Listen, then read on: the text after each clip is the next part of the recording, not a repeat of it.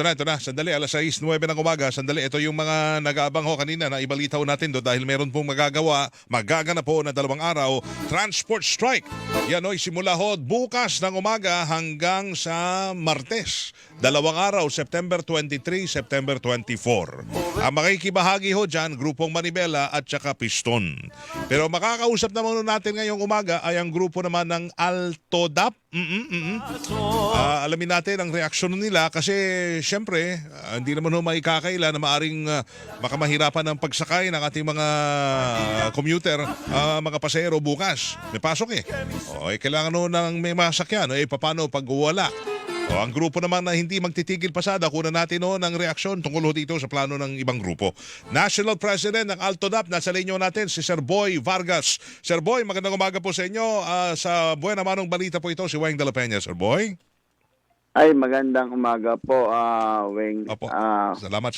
Sir Weng at yung taga-Subabe at yung pong taga-Pakinig. Thank you po. Pasensya na kayo sa maagang tawag namin dahil mahalagang pag may mga ganitong nangyayari ay mahanap po tayo kahit paano na solusyon sa mangyayaring transport strike. Hindi ko kayo makikibahagi sa transport strike na ito bukas kasi 2 grupo, Maribela at saka Piston ang makikibahagi po dito. Kayo ay hindi sasali ang Altodap. Tama po kayo, Sir Weng, no? So, dahil unang-una po, kaya hindi kami makibahagi. Ang mahihirapan dito, yung commuters, lagi naman pong ganyan na lang Ilang strike na po sila na ginagawa. Opo. Pero ang tanong, may nangyayari po ba sa ginagawa nila strike? Meron no siguro kasi baka mahirapan naman yung mga sasakay.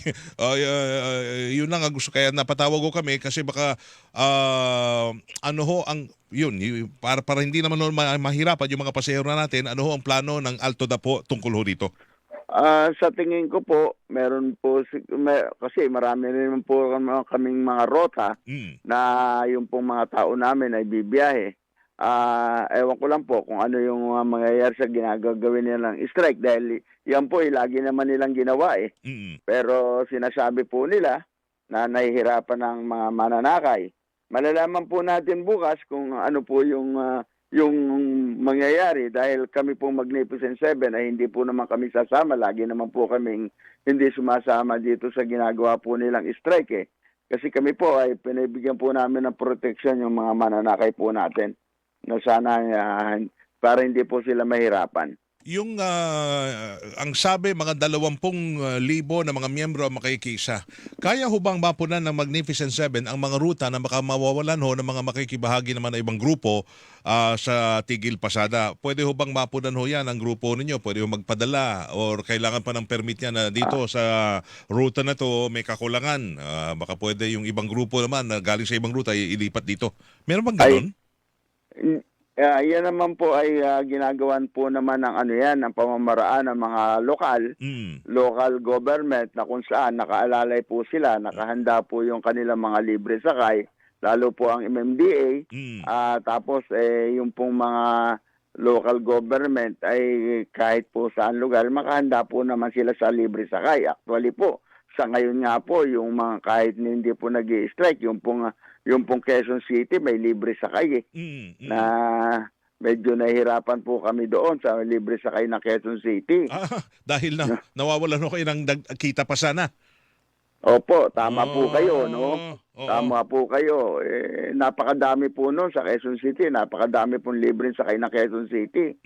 Pero hindi naman tayo, kasi napapansin natin halos lahat ng mga sasakyan, modern jeepney, hindi natin alam kung anong grupo ba. Punong-puno palagi Tinatangkilik po talaga Tama po, tinatangkilik na po ngayon dahil unang-una nga po, dahil yung pong kainitan natin, pagka mainit po, yung mga tao po talagang tama po kayo, talaga pong tinatangkilik na yung mga modern ngayon. Doon na tayo papunta, Sir Weng, no? Doon na po tayo papunta. Kanina madaling araw. Doon na tayo papunta. Kanina madaling araw, kasabay ko nga sa daan, modern jeepney. Pero ilan pala kasi madaling araw yan. Alas 3 pa lang ata yun Oo, kanina. Yun ang pinipili Kasi wala tayong nakikita rin na traditional jeepney na bumiyahe pag madaling araw. O limitado lang. Mm. Oo. At saka Sir Weng, ulitin ko po, no, yun naman, ngayon naman po ay yung mga traditional jeep, pag napag-consolidation kayo, makakatakbo ka pa rin. Mm.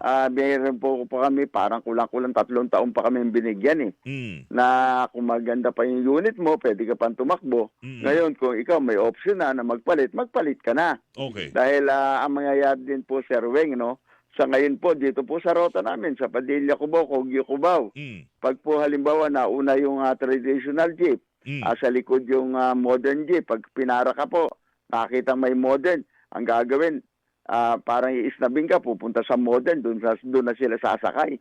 Oo. Ganun po yung nangyayari. At Oo, darating oo. po ang araw, Sir Weng, parang natural death na lang ang ang Hindi. mga traditional jeep Oo. Kaya nga ang gusto ay kahit traditional pero air condition, 'di ba? Opo, Yun ang mas pero pinipiling sakyan. opo, pero ang magiging problema, Sir Weng, para sa kaalaman po ng lahat, na ang isa nagiging problema natin, yung sinasabi nila dito na yung sinasabi po nila na traditional, wala naman po tayong makuhang makina wala pong mga manufacturer nagbebenta ng makina lang, kaya po wala tayong mabuo rito Kasi Hindi. ang nangyayari po, yung mga manufacturer, Local. yung mga tinatawag po natin diyan na yung powertrain na kung saan yung body na lang ang ipapatong po dito. Ganun po yun Dapat po Body siguro ang pinapatong sa pag sinasabi po natin, Sir Weng, na powertrain, may makina na po, may chassis, may gulong, may manibela. Yun po yun may differential.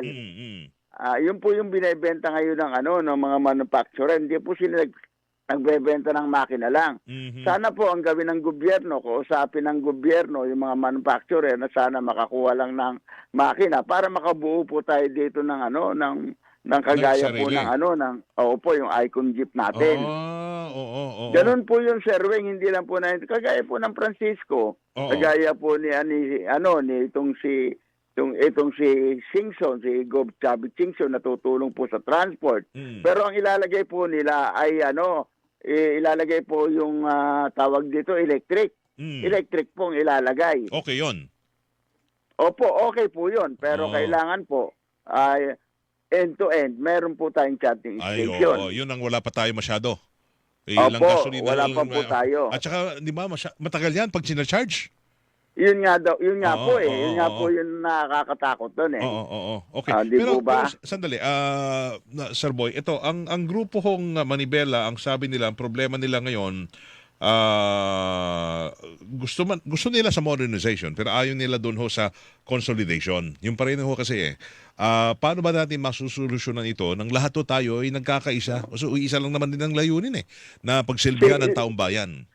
Siguro po, Sir Weng, ako sa tingin ko, ginagawa lang nilang dahilan yon yung consolidation. Dahil kasi, bakit po naman yung mga iba? Bakit po kami Magnificent Seven sumunod sa consolidation? Wala naman pong mawawala doon sa consolidation Di po ba, Sir Weng? Opo. Ako, yun po yung tingin ko doon. Dahil kasi kung talagang gusto mong kung gusto mong hindi sumunod, yun ang irarason mo, yung hindi ka sumama sa consolidation. Dahil una-una, paano naman po kami sumunod sa consolidation? Kami Magnificent Seven. Ako po, sa Altodap, lahat po ng tao ko nag-consolidation. Siguro pwede po natin gawin dyan, ang suggestion ko po dito sa gobyerno natin ngayon, yung pong mga hindi nakapag-consolidation, kung gusto nilang sumunod, magbibigay pa ng pagkakataon na mag-consolidation pa yung iba para po walang maiwan. Hindi ho ba nahihirapan sa buwan ng bayarin ito pong mga nag-consolidate na? Kasi yun ang nakikita rin nalang rason kasi yung iba nahihirapan na ho ngayon sa pagbabayad at hindi pa nga ata, wala pa atang 20% o ang fully paid sa kanilang mga unit kahit ilang taon na hong ginagamit. Actually, Sir Weng, talaga pong hindi pa sila bayad ng buo dahil unang-una po 7 years yung term ng natin Nung pangkausap namin si SP nung nakaraan, si Senate President, ang gusto nga pong gawin ni Senate President, gawin 15 years to 20 years para mababa yung magiging hulog mo eh. Okay. Maganda po Makakatulong. yung suggestion ni maganda po yung suggestion ni SP. Yun nga po yung pinag-aaralan niya. Kasi in At 7 kinausap na rin po. in 7 years hindi kaya hong bayaran. Hindi po kaya naman po doon sa yung mga rota po Oo. na viable route na tinatawag, yung mahahabang rota, kaya pong bumayad. Bigyan ko po kayo ng sample, kagaya po nung yung Francisco Homes to Araneta Center. Yes, oo. Kaya pong makabayad niyan. Mahabang Apat ruta na yan. biyahe lang yan. Mahabang rota po yan. Oo. Yung mahabang rota po, kayang bayaran. Ang medyo mahirapan lang po magbayad, Sir Weng, yung pong mga 4 kilometers. Ayun. Oo. Yung short route po. Kaya po ako, ang pinag-aaralan po namin talaga dyan, doon sa mga short route po. Kasi yung short route, maliliit lang na rota yan eh. Baka pwede po nga ilagay dyan kung talagang gawin na gusto natin maging modern din para mismo ura. Yung class 1, magpagawa ng class 1 yung mga manufacturer Class na 1. pasok din sa PNS. Opo, Oo. na yung mga 8, 7 lang, ganun po. Hindi yung maramihan. Na Hindi sakay po kasi yung mas mahal yung napakahaba. Opo. mas mahal yung unit na yon. Opo, So yung magkaroon kasi po ng yung mas murang unit na class 1. Opo, kasi baka yung class 1 po o ang mga umabot lang na mga 1 million plus yun, pinag-uusapan po namin ng mga manufacturer yun eh. Oo. Pero Yun po, okay. yun po. Yung mga so ito yung mga hiling ho ninyo kahit papaano para alalayan naman ho yung mga nag-modernize na, nag-consolidate na. Yung Tama 7 po years kayo. gawing 13 years? 13 years or 13? Mga 15 years po ang sabi po niya sa amin, sabi po ni SP, ni Senate President, 15 na years. bakit hindi natin gawing 15 years? Oo. Yan Di po siguro ba? Yan ay magandang kahit ba kaakit-akit na ho na proposal din siguro yan para doon sa mga ayaw pa mag-consolidate dahil nga yun ang iniisip nila yung bayarin ho dan mabigat eh. Makakaakit Tama kaya yan po para kayo. sila ay mag-consolidate na. Tama po kayo, Sir Weng, no? Siguro po, ako po bilang National President ng ALDO-DAP, susulat po ako sa DOTR na pag-aralan nyo na maging 15 years, kausapin nyo po yung financial institution natin para at least yung pong hulog. Yung pong hulog ay at meron pa po kami suggestion dyan na Sir Weng, na kung saan dapat ang gobyerno maglaan ng budget doon sa mga unit na halimbawa ako po, operator ako, ayoko na mag-jeep. Bayaran mo na lang ng 250,000 yung ko para makapagnegosyo ako na iba. Pwedeng ganon. Hindi, yun naman kasama naman po nung una pong pinag-uusapan to, Sir Weng, sa kaalaman po nung unang-una pong pinag-usapan to, panahon po no past administrasyon, kami pong tatlo na ang pinapanik po rito noon na kinausap nila ang Altoda, Pasang Mazda at saka Pedjuda po, kaming tatlo, ni Tenny Maranan, Obet Martin at ako po. Kasama po yun doon sa usapan. Ngayon lang po, hindi po napapatupad. Kaya nga po napag-usapan din namin ni Senate President yan, na kasama po yun doon sa dapat. Ito yung unit na yung luma na, yung traditional. Yung luma po, bili na lamang ng gobyerno. Opo, bili na lang ng gobyerno. Halimbawa ako po, may unit ako. Ayoko na mag-jeep. Bayaran mo na lang ng 250,000 para may pandegosyo akong iba. Okay. Hindi katulad nung nagdaan na yung iba chinap-chap na. Di ba? Opo, yung Tapos iba binenta chinap-chap na. Oo, kanya-kanya. Kasi hirap nga naman yung panahon na yun na nasa pandemya tayo tapos may modernization program pa. Tama Kaya po kayo. Yun ang hirit. Okay. Pero wala pa ho wala pang pinag-uusapan ng finality dyan. Actually po yan, actually po nung nag-hearing kami sa pinag-usapan po yan eh. Nung nag-hearing po kami sa Senado nung kay kay Rapi Tulfo po, kay Senador Rapi Tulfo. Napag-usapan na po yan. Napag-usapan. Pero maganda naman ho siguro sana to na talagang tumagal-tagal na siguro ito na makakahanap po tayo ng solusyon dito para dun sa mga ayaw ho magpag-consolidate, ito na mahanapan nila, maalahin din ho sila para maiwas-iwasan itong mga transport strike na nahihirapan yung mga pasahero natin. Tama po kayo, Sir Weng, kasi alam po natin, ako sa tingin ko po bilang national leader sa tagal po namin na kami po yung dekadang leader na, Sir Weng, Okay. Sa tingin ko po, hindi na panahon ng welga ngayon. Hindi na panahon ng strike.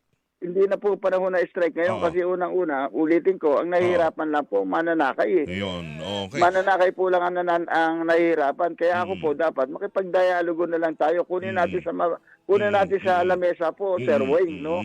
At Okay. kaya naman po lalo po ngayon yung mga nakaupo napakababait naman po na nakaupo ngayon nakikipag-meeting. Yun, sige. Ako po pag meron Oo. akong mga problema sa mga local chapter ko, gagawin ko. Hihingi ako ng meeting kay secretary, kay Chairman okay. Guadis. Hinaharap naman po kami. Yun, Ikakaroon naman po kami ng solusyon. Sir Wayne. Sir Boy, salamat ho sa marami sa inyong mga naging opinion tsaka mga pahayag na maganda-ganda. May nakuha tayong mga puntos para maalalayan lahat para ho makibahagi sa PUB Modernization Program. Sir Boy, thank you po sa oras ha. Ay, Thank you, thank you. maraming salamat Apo. po, Sir Wayne, at mabuhay Salamat. po kayo. Gandang umaga, Sir Boy Vargas, National President ho ng Alto-Lab. Sila ho, Hilingan, walang pinoprotektahan.